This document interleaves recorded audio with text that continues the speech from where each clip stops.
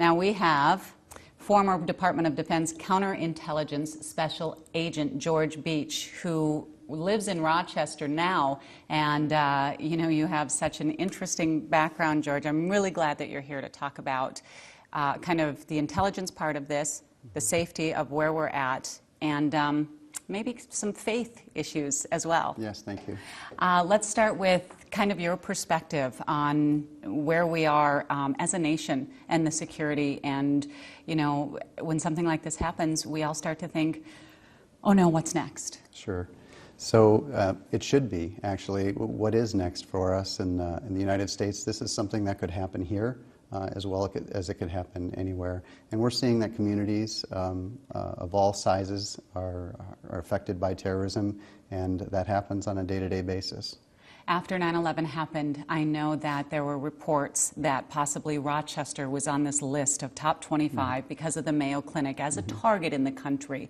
And you had done some research about that, and that just wasn't true. That's correct. It wasn't true. I think it's natural for people to think that, somehow they're being targeted specifically, but there wasn't anything that I found that would validate. But I think what we have going for us in Rochester is a very tight community of people that respect each other, and they are reaching out to each other. I think neighbors, being good neighbors and knowing who your neighbors are is very important to make sure that you're informed about what's going on, and also that you're not afraid of what's around the corner. So people should get to know each other. Talk about the safety and security that maybe we feel less of when something like this happens.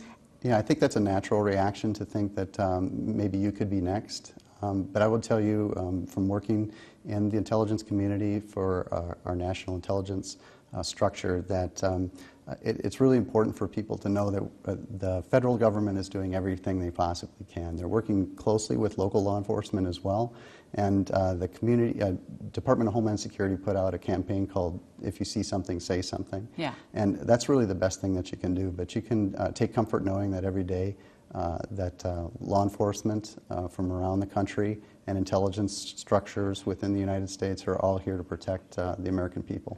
You left the Department of Defense, and you moved back to this area. Right. You're originally from Byron. That's correct. And you work at a church. Yes. How is that for you? I mean, where does faith come into this for you? It seems like a big jump, and it really was. My wife and I called it the paradigm shift. And when we started thinking about what was most important in our lives, I was, at the time, after 9/11, for several years, was working counterintelligence, counterterrorism, and really enjoying my work. I'll tell you that it's the best work I've ever done in my life. And we were doing significant things to protect this country. We decided to move back to Minnesota. And I did. I transferred in with Department of Homeland Security, and that worked out very well. But then most recently, God has seen fit to tell me where else to work, and now I'm working at Autumn Ridge Church in Rochester. Yeah, and as we were talking before we did this interview, faith is very important. Yes. Reaching out and talking to our neighbors, as you just mentioned, certainly, is something that we really have to do. Absolutely.